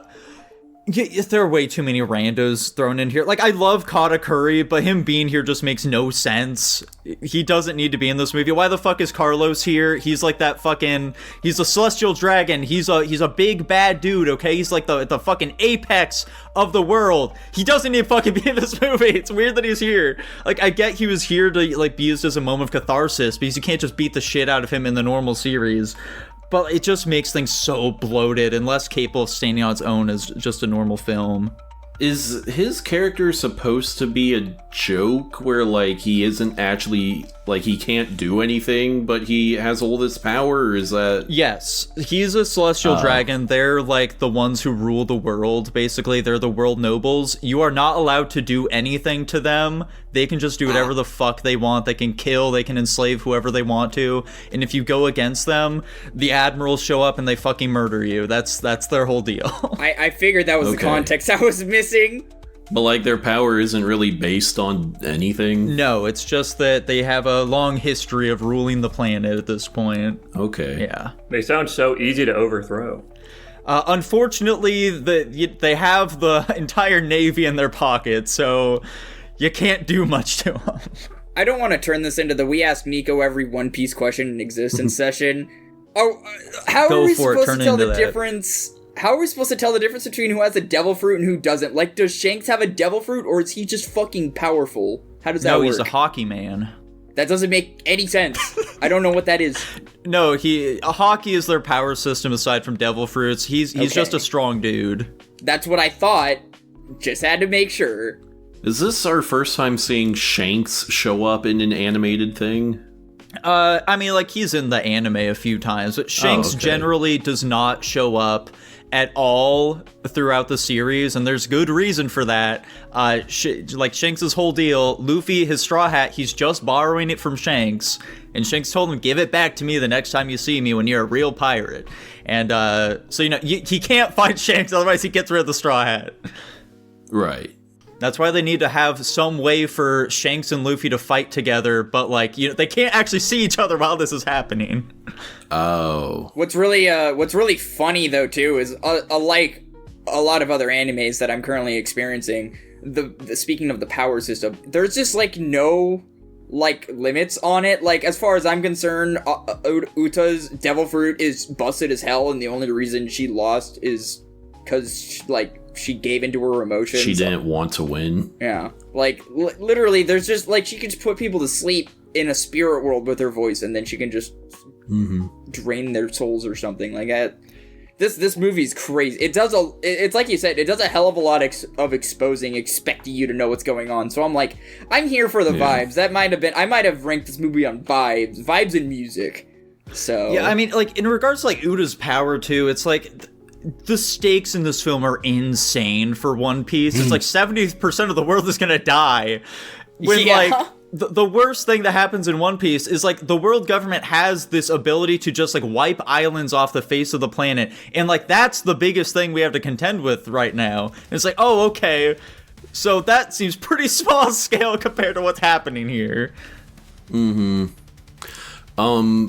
After all this discussion, this feels like a really basic ass complaint with this movie, but it is my biggest one, which is that like the first half even of this movie is just kind of a bunch of music videos that are very loosely tied together with a plot, and I think that's not great for a film. I do kind of agree with that. I like I said, I am probably the biggest advocate for the music in this movie. I did think it was a little awkwardly inserted. Also, I'm not expecting them to be the full songs, but like they weren't even the full songs too, and they kind of just went from song to song. I was gonna say, in regards to that, I do think it's funny how, and maybe I missed context, so Nico, you can correct me on this, just Uta takes the stage, and then the next thing I hear is these guys, these bigwigs in government office, like, oh, she's got a power, we have to stop her or else the world is doomed. I'm like, why is the world doomed? What kind of power does she have? What the fuck am I missing here? And I guess you could say like, oh, they went on to explain it later, but I feel like if you're gonna make such a big deal out of a character we think is just innocent and has nothing to do with anything, you make that kind of statement, you should probably have some context to it before you just say, this power is going to end the world. Did I miss something, or am I like safe? No, I think the film does a decent job of showing why it's a big deal. I mean, yeah, after the fact. I'm saying, like, I feel like that should have been said before. That's just them sort of, like, creating some tension for you. I don't think it's that big of a deal there. I don't know. To me, it just felt like it was, like, a weird moment where it's like, I should know what's going on, but I don't. And that's why I asked if Uta was in this before the film. No. So that's why it makes even less sense to me now. Going back to the songs, they had, like, random sections where they'd have a song playing, and then it just, like, cut really abruptly to some other random shit happening. They did that a few times, and it was also another random thing that was jarring. We've been dogging on this film a lot. Let's talk about some positive things. Yeah. I was going to get to that. Outside of the crappy CG that they use more than they should, there is still a lot of really solid 2D animation, specifically as with like that final scene. I think there's a lot of really cool shots in there. It's One Piece. It's still just like some wacky fun. The characters are interesting to watch, you know. It's just fun seeing shit happen. I do think the emotional crux of the story was good as well. I felt sad for Uta. I think they resolved her arc in a good way. You know, I think generally what the basis of this is fine. It's just it was dragged down a lot by random other shit happening. Yeah, I mean, there were some great shots throughout this film, too. Like that one where it's like her just like in this black void with like orange rain coming down. That was super cool. I was a big fan of that. The characters had some great drip throughout the film. Like when Uda's like, I'm going to make you all look like bad guys then. They get these sick-ass outfits. He's definitely into that. The fucking Demon King, he had a cool design. Oh, yeah. I have complaints about him, but he had a cool design at the very least. What are your complaints? I mean, fucking, like... So, like, if people needed to attack him from, like, the real world and the dream world at the same time, how did Shanks beat him the first time? Oh, yeah. He's the fucking goat. Yeah, I guess so. I just wasn't that into that part. Also, just the general idea that, like, why did she form this... Like, why did she summon him to begin with? It doesn't really seem like it's gonna help her whatsoever to do so. She just kind of went for it. I don't get it. I assumed it was she's retarded kind of thing. Yeah, that would make sense. This film also just has like way too many plot twists throughout it. Fucking Yeah. The first big one I was totally fine with. I was on board with it, where we get, because Jax and I were very confused at a certain point in this movie where I was like, hang on, why is it showing like Luffy and shit asleep right now if we just saw them walking around? What's happening? Did we miss something here? But then the big reveal, oh, there are two separate worlds now. They're trapped over here. That was cool. I was super into that. But then like, we just keep getting these reveals about like, oh, what happened back when the fucking island was destroyed? It's like, oh, obviously Shanks couldn't have done it. Huh? What's going on here? Oh, she summoned the big bad and that's what did it. Okay, that makes sense. And so, you know, she has to be left in the dark about it, otherwise she'll go crazy or something. But why did we need the additional twist? Oh, she knew. Yeah, she was aware that happened. That was a weird strange addition, I agree. Like, I don't fully agree with that. I kind of just went with it because, you know, fuck it. But I was like, why did she have to know about it? What difference does that make? I don't get it, but oh, if well, anything, I that suppose. would deter her from using it again, I feel like. You'd think so.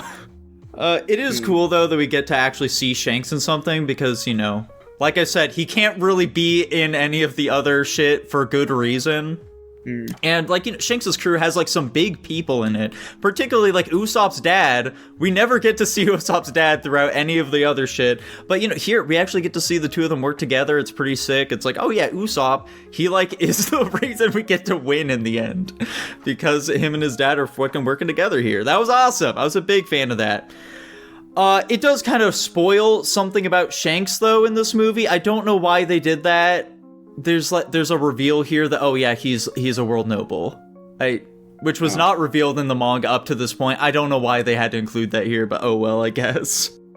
So, regardless of whether this movie's canon or not, that is true. Yes, it does reveal some canon info, gotcha. Which is weird. I don't like that, but you know, c'est la vie, I suppose.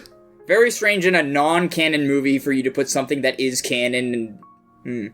You know, Uta's also real, though. They get her in here. She's a real character, just nothing that happens here is real. You know, I'll say a last couple things about Uta, because I don't really have anything else to say about this movie, and Jackson knows She's this such a about little me. cutie. I do like her design. I have a soft spot for anime girls who sing, if it's not already obvious. It should be very obvious. I do like the little thing she does with, like, they animate with her little hair loops. Like, when she's sad, they, like, droop, and then when she's happy, I like that cute little addition. I enjoyed Uta's character in general, though. Not my favorite design, but, you know, she's a anime singer, so it helps a lot. Jackson, what were you about to say? What was it? I was going to point out that we've spoken about this movie, like, twice as much as The Pianist. Okay, one last Deservedly thought. so, there's more going on here. One last... I don't know about that. One last thought, I suppose. The song, Where the Wind Blows, and you guys have no clue what the fuck I'm talking about. You might, I don't know. Where the Wind Blows. That song has not made me cry since I first heard it. and it made me cry again when I watched this movie. And now whenever I hear an Uta Red song that pops up on my playlist, I get a little teary-eyed, especially on Where the Wind Blows. I fucking love that song. The song's great. The music in this movie is pretty dang solid. It's so fucking nice, man. Hell yeah, I like Jackson. that her plan is just to do the human instrumentality. It's true. Yeah, that shit is funny. It's literally just the plot of Evangelion. Yeah. Jackson, I'm pretty sure that song you were talking about where it just ends, it's in the middle, I'm assuming is when she's, like, fighting. It's that one. The one that you just shared. Dude, I don't fucking know. They do that with a bunch of random shit that's happening. I don't know.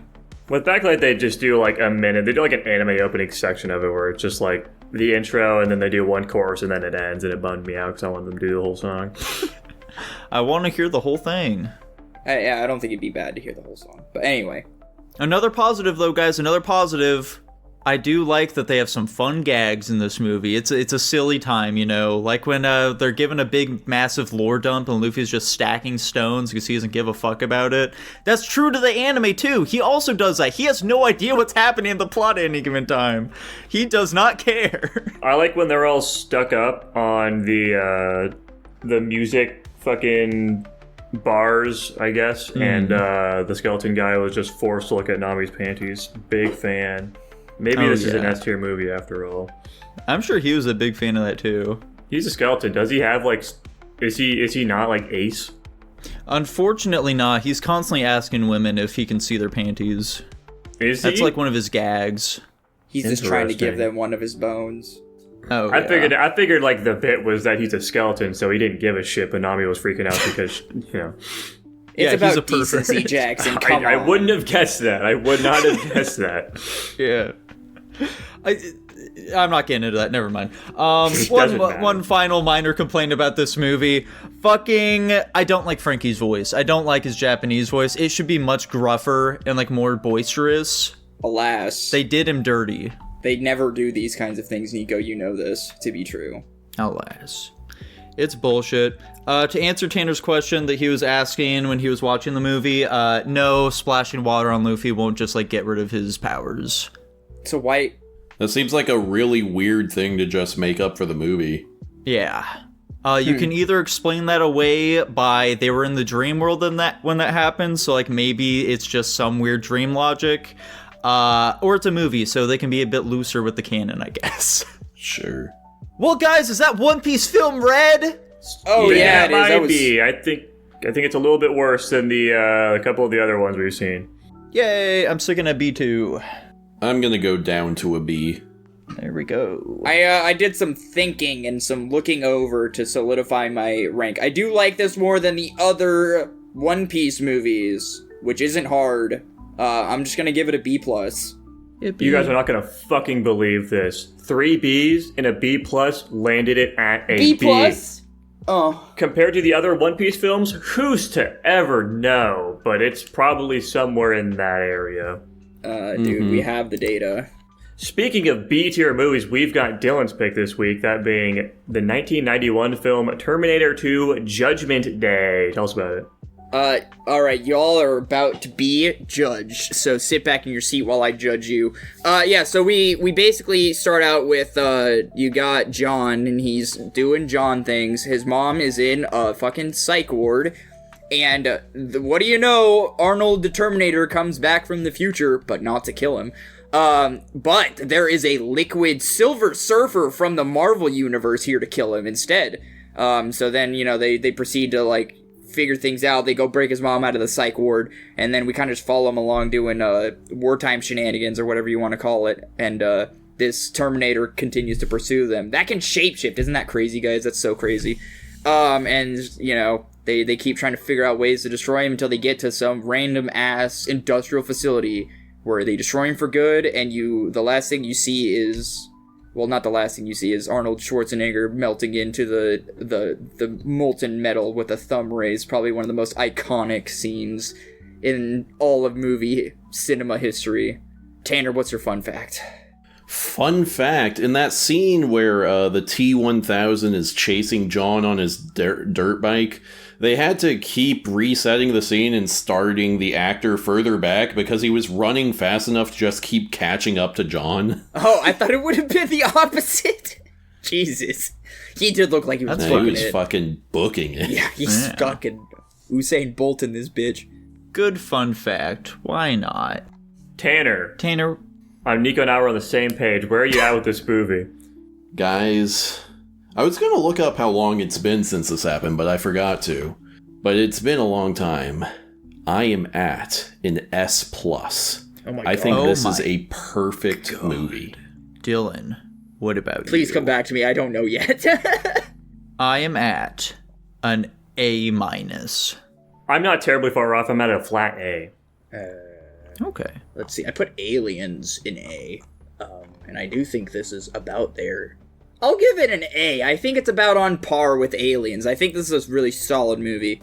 Anyways, let's get one thing immediately out of the way first. Let's clear the fucking air.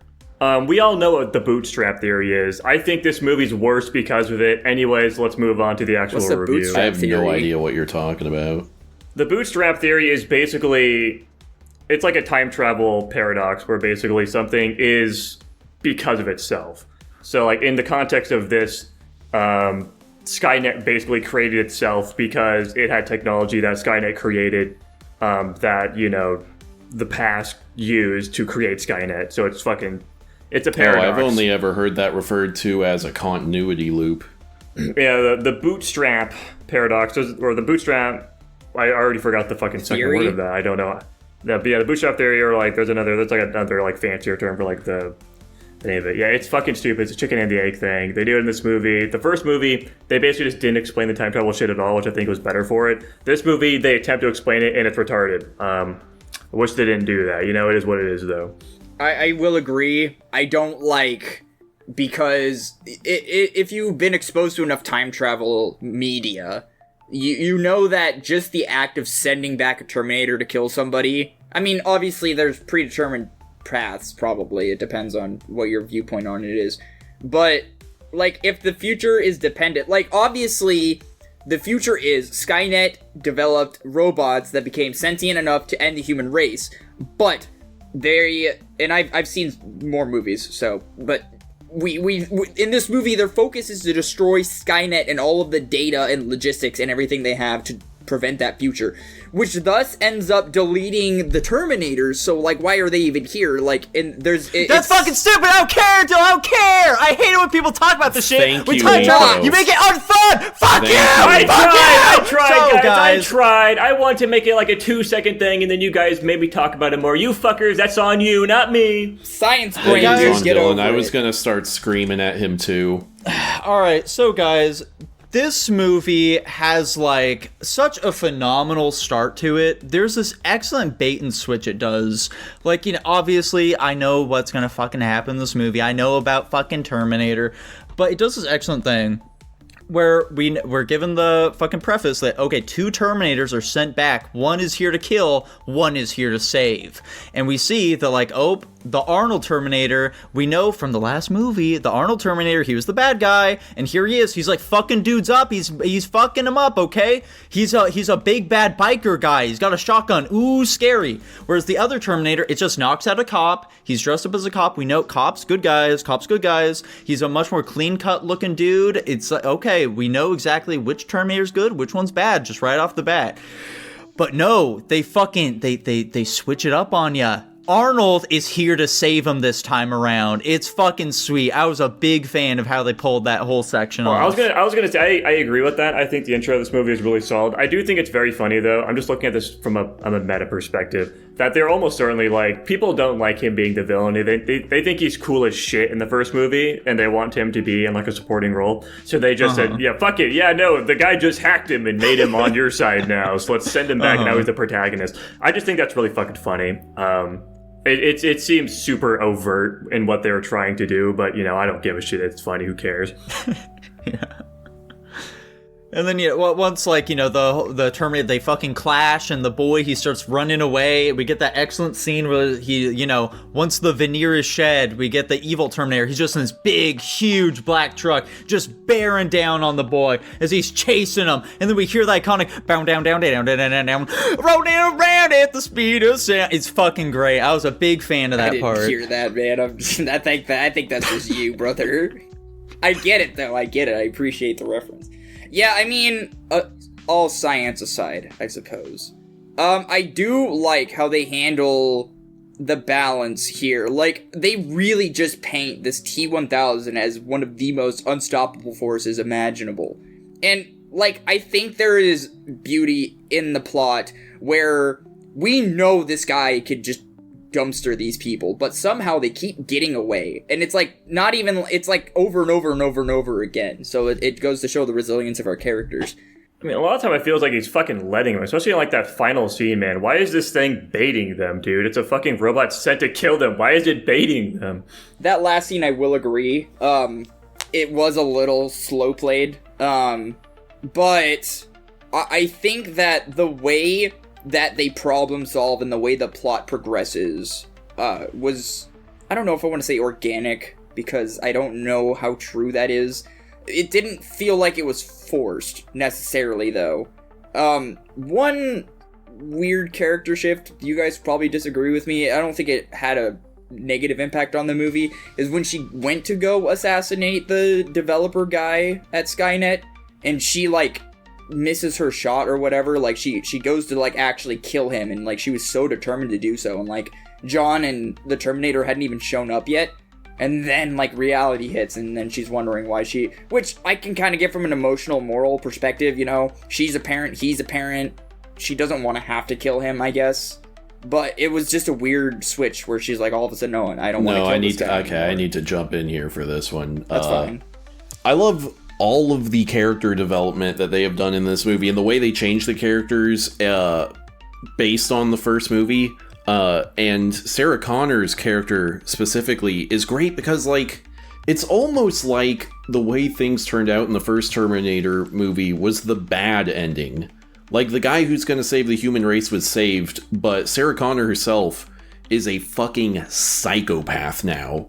And what they do that's really smart and interesting is they put her in, the mental asylum at first, and us, the audience, are like, well, she's not actually crazy. She just, saw the future and she's got to get out and whatever. But then as the movie goes on and you see the actions she's actually taking, you go, oh no, she actually is psychologically broken and is out of her friggin' mind.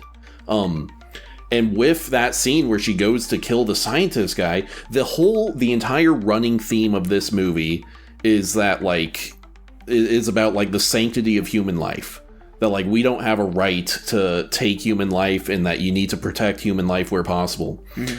And so the fact that she is right there, she's about to do this thing, and then she realizes right there that because of the attack that happened to her in the first movie, she has de facto become a Terminator herself, where she no longer cares about human life, and she realized she's turned into the very thing that she's trying to fight against, and that breaks her, and she chooses not to take a human life. And I love that theme there. They just run with it so perfectly, with how our villain just blatantly disregards human life, and then our protagonist, there is no point where they are not upholding that message and, not killing people, which is so interesting for an action film. Our protagonists, I don't think kill anyone at any point in the movie.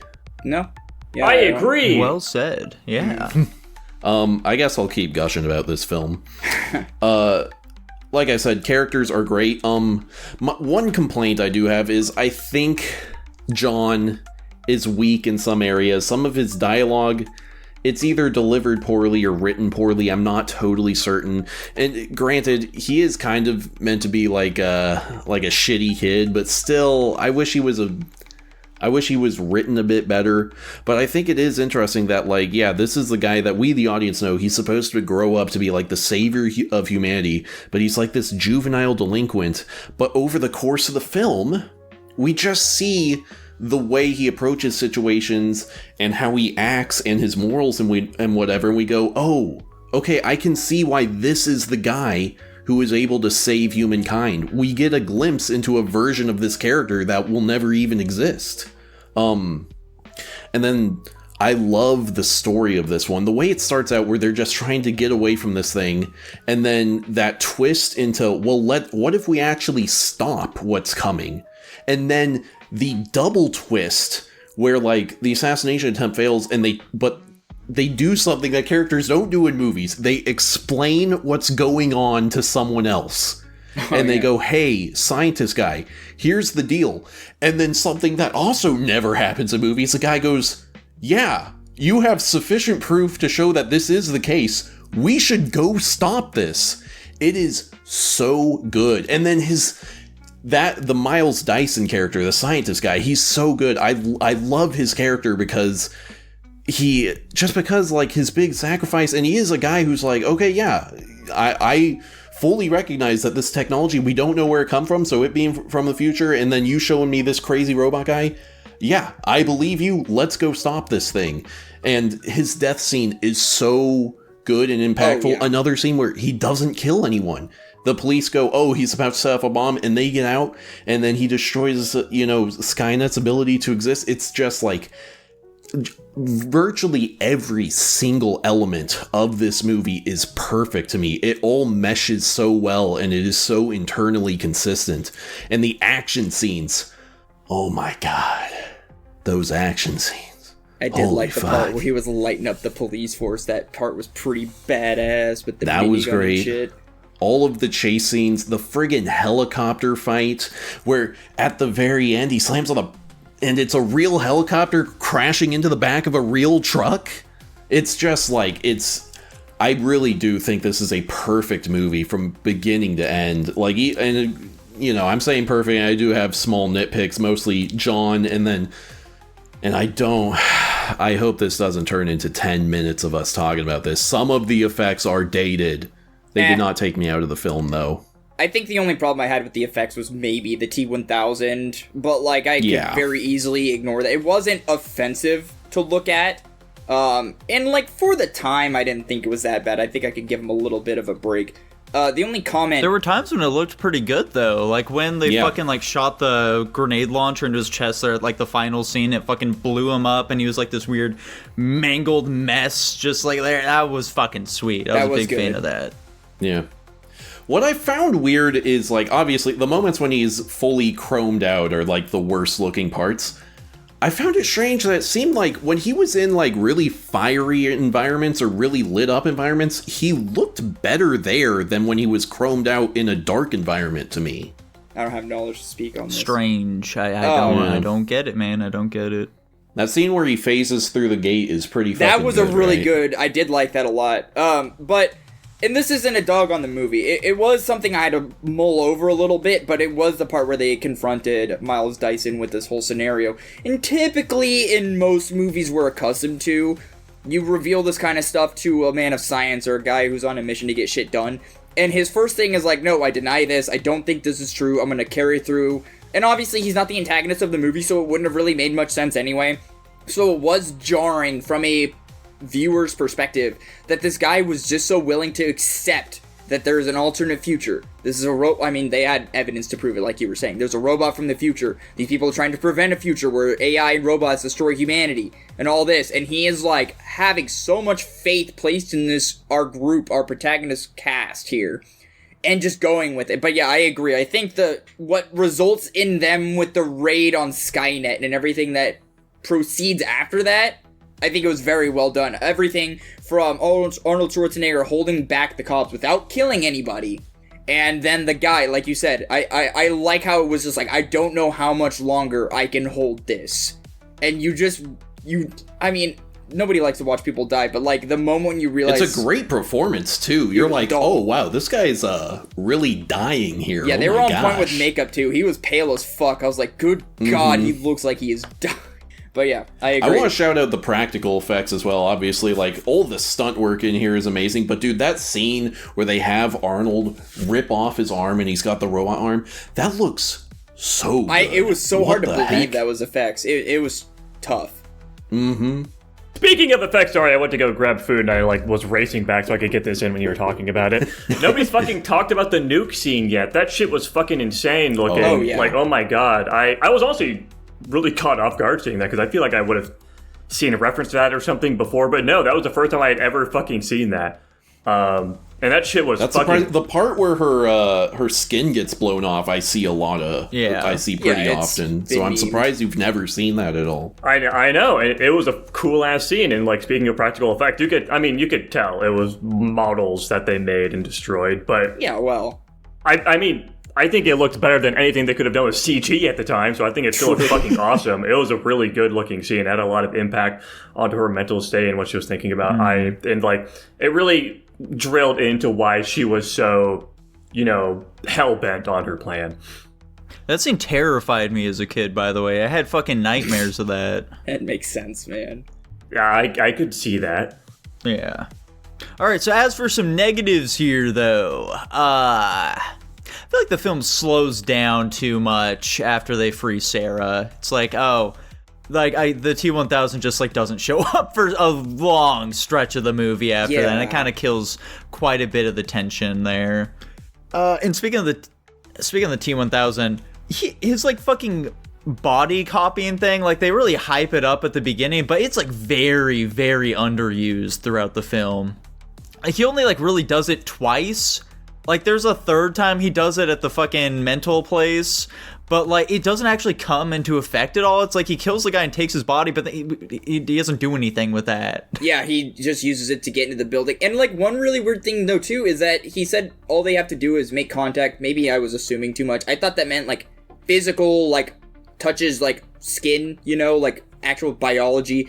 As far as I'm concerned, with the security guy you just mentioned in the mental ward, he just stepped on him because he was the floor and he was able to copy him. So it was kind of that's bending the rules a little bit, I think, given your own rules. But one thing I thought they were gonna do, when they initially are managed to escape from him, fucking John, he grabs that piece of metal from him that was stuck in the car and throws it back out, and the fucking T-1000 he reabsorbs and he looks all good. Fuck, I thought, they were gonna play with that a little bit, oh, now he can become John, but no, they did. That never comes into play. Or one weird call too is they have him constantly transform. I mean, granted, he has a lot of external power being a police officer. He gets away with a lot of shit he shouldn't be able to, which I think adds credence to the movie. I think it helps move the plot forward in a lot of ways. He just, like you said, they don't really use his body changing very much. He just keeps becoming the same officer. You think that they'd maybe use it to fool our cast, he finds some other random person to disguise himself as so he can attempt to approach these people, but no, he becomes the recognizable police guy they've been running from the entire movie, which is fine. It's just a weird call. Guys, do we have anything else to say about Terminator 2? I do want to shout out real quick Linda Hamilton's performance as Sarah Connor. I love how it's just really impressive, I think, especially for an actress to come across this raw and aggressive and scary, frankly. She's pretty terrifying in this film. That whole scene where she is holding the vial of poison in that guy's neck, she is insane right there. It's really good. It was a toe curling moment. I was real tense that whole time. And then also I just want, of course, say a lot of the one-liners I think are great. I love them. Hasta la vista, baby is kind of stupid, but I mean, it's overused. The one that stands out so much to me as such a cool moment is when they call the step-parents and he's like, what is your dog's name? Is that Wolfie? And then she's, oh my god, your step-parents are dead. It's so good, dude. Oh my gosh, it's so raw. Straight to the point. I eat that shit up. Yeah. Closing thought for me, this is a deeply entertaining movie. Regardless of if it's random flaws, it's a little campy. It's just very fun, great action scenes. It's a longer movie, doesn't feel long at all. It's just a really entertaining watch. Yes, sir. This is what movies are all about, honestly. That's all I was thinking. Yeah. I was sitting down there. I agree. This is what fucking movies are, dude. This is what it's all about, baby. Nice. Well, folks, I'm going to be sticking with my A- on this one. I'm obviously sticking with my S+. Of course. I think I will be sticking with my A. I'll also be sticking at my A, and that landed at an A+ overall. Wow. Sick. Whoa! Tanner, So you just very gotta rate it close. a fucking S++ next time, and maybe we'll bump it up. An you Uber, go. as it were. Alright, let's pick some movies, eh? Woohoo! Yeah, dude, what are you guys yeah. watching? We're picking. I am going to be picking, let me check the year on this, the 2000 movie, Joseph, King of Dreams. Oh, interesting. That Another one is not nearly as good as the Prince of Egypt, Oh, but yeah? you know. Oh no. Oh boy. Alright, so I have officially, with The House that Jack Built, I've finished my short list. So now, I kind of just have to find some random fucking movie to pick. Now, you see, there's this thing that happens, okay? Sometimes there's a movie I really want to watch, but then some YouTuber makes a video about it, and it pisses me off because then I don't want to pick it now because, like, people are just going to think I picked it because of them. I don't want to do that, which happened with, like, it's happened many times before. It's happened with, like, Office Space, for example. Motherfucking Empleman made a big old video about it. I had to wait like a year. So, fuck it. I'm not gonna wait this time. Shape Rose, fuck you! I'm picking Punch Drunk Love. Punch Drunk Love, huh? Yeah.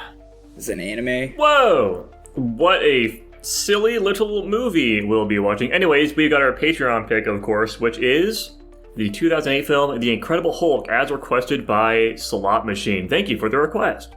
Is this the Rough week ahead of us, it looks Mark like. Ruffalo one? No. This is the other one. Gotcha. Well, the real answer is there is no Mark Ruffalo one, but this is the one in the MCU. Oh, okay. That's probably the one I'm thinking of then. Fantastic. Yes. And if you too would like to request a film, just like our patron Slot Machine did, Tanner's gonna tell it all about how you can do that. That's right, everyone. Just head on over to guapish.com/Patreon or patreon.com/Guapish, and for only $1 a month, you get early access to every single episode, as well as exclusive access to our pre-guap show. Plus, you get access to our Discord where you can talk to us. You can send movie recommendations just like Slop Machine did. You also can request topics and be the very first one to do so. And you get 500 slime coin. And finally, you get your name read out at the end of every single episode. Thank you very much to Learning Spanish So I Can Colonize Chel's Gatito, Slate by Jay Blake, Netta Gans, I Love Lesbians, Top Ramen Man, I Got Turned Into the Fucking Chimney on Jack's House, Tutbot, Lucas Ledette, Hunter, and Jacob Edwards. Thank you all very much. That's right, folks. Thank you so much for watching. If you enjoyed it, feel free to ring that bell, like, comment, subscribe, and we'll be seeing you next time. Bye-bye! Bye. Later.